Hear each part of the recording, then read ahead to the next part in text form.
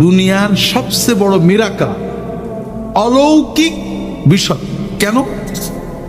আমরা বাংলাদেশের মানুষ, বাংলা ভাষায় নোবেল প্রাইজ পেয়েছিলেন বিশ্বকবি রবীন্দ্রনাথ ঠাকুর।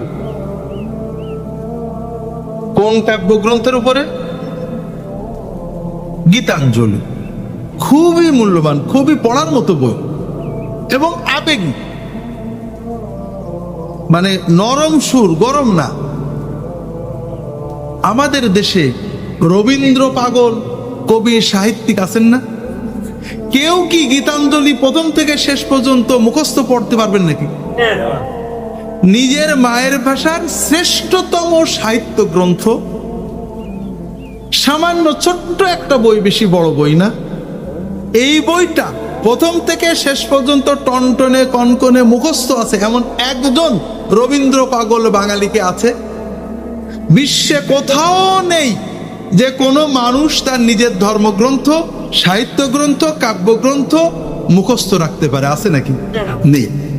একমাত্র ব্যতিক্রম আল্লাহর কোরআন, ঠিক না?